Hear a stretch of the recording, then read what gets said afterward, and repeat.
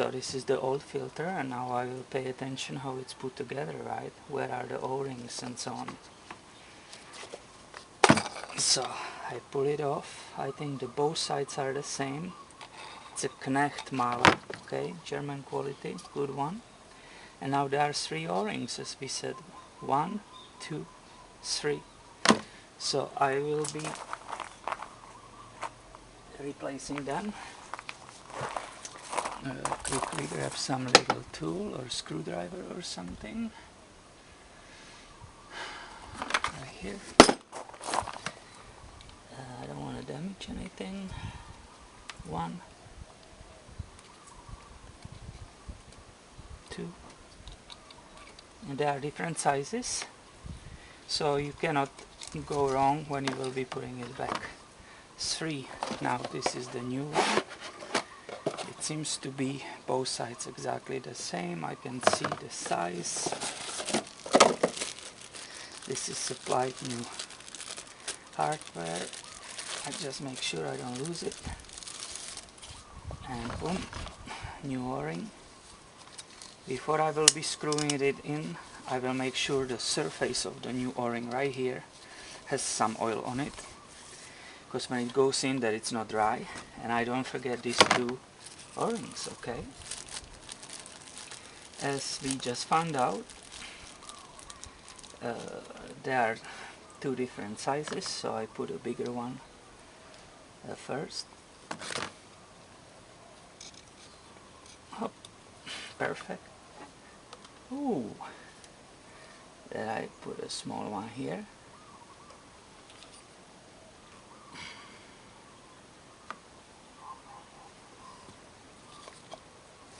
And this is the filter.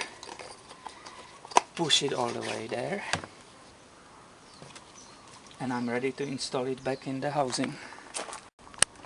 Here we go. I've got a new one with the new O-rings installed. 1, 2, 3 right here. I lubricated the top one, and I'm ready to put it back in the housing.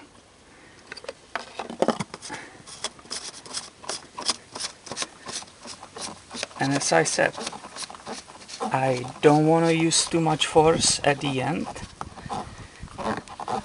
I definitely can do it by the hand. Using the rag helps. And slowly I can feel the O-ring is sliding really nicely. It's very easy. The whole way you can go by the hand. And when it finally stops,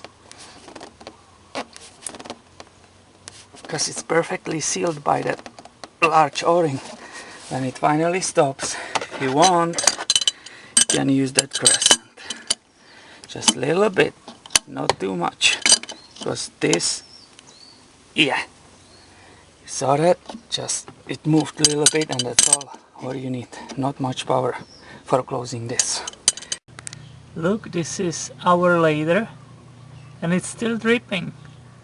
The oil is still getting out, so this is the beauty. When you do it alone, you can let it whole afternoon if you want. You get way more old oil out than in the dealership when they just open it for a few minutes and they just plug it back again. So I inspected that washer on the bolt. It was good, so I put it back.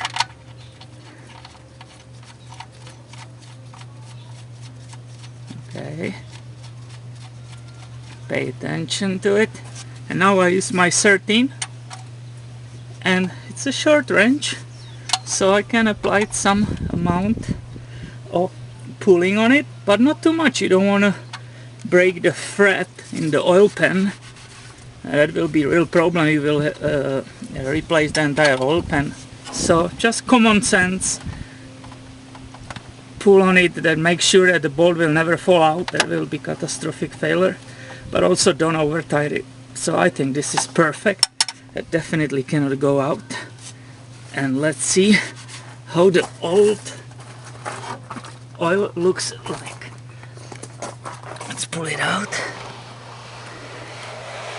Oh, yummy. Very nice and black.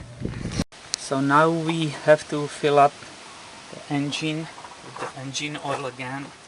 So we will remove this plug here, which was loose all the time. And I forgot in beginning, I forgot to mention you will need some funnel. You don't spill it all around, because when it's full you will spill it.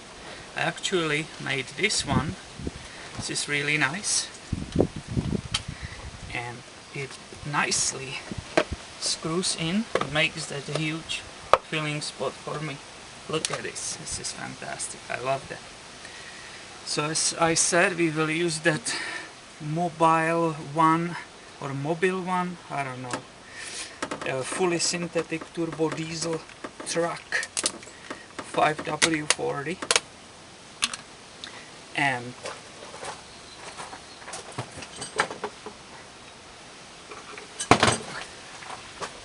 it comes in 5/4, so we know approximately that we are supposed to put 8/4 inside.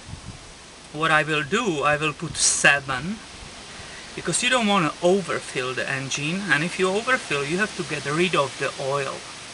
I don't want to deal with that, so basically I will put 7 or 7.5, and then I will check the dipstick, and that will help me to avoid overfilling it. And of course I will see what is missing, and I will go slowly and make sure everything is good, because the mistake will be have not enough oil but also too much. It's really important not to overfill the engine. So dipstick will be here, we will be checking the oil level here, so let's do it. So I kept filling it up, and also I was watching the dipstick, the level. I used definitely 8/4 right now, and if I look on the dipstick, it's all the way to the full, which is the top mark. Sorry for the camera, it's not showing perfectly. Now what is really important, keep in mind what we said in the beginning, the vehicle needs to be perfectly in the level position, otherwise that measurement on the dipstick will be not correct. Now the brand new oil, it's sitting in the pan, but for example the oil filter, it's not filled up yet. So what do you do right now? You will start up the engine, you will go and recheck for the leaks, you will look underneath the vehicle if everything is tight there and there is no leak. You will look around here, if it's not leaking, there is that new O-ring, and then shut it off. You have to wait at least approximately 5 minutes, and you will come back and recheck on the dipstick, and that will be your final measurement, and you will see the level. So remember, don't overfill it, just keep it between these two lines, close to the top one, to the max. That's what you want to have. Now don't forget to reset your maintenance light, which is inside. That's in another video, you can check another video there. I also recommend put the number of the miles which you have right now in your owner's manual somewhere in the back, so you have it stored also over there. And yeah, look at this. This is very happy engine which has brand new oil. The maintenance on this one, it's 10,000 miles with the fully synthetic mobile turbo diesel truck 5W40. What I understand, the computer also can make it shorter, because it all depends how you drive. If you drive with frequent stops and only short trips, then the maintenance interval is shorter. So yeah, hopefully this gives you some help how to do it by yourself, and don't forget, always recheck everything, and safety first. Thank you for watching, and aloha.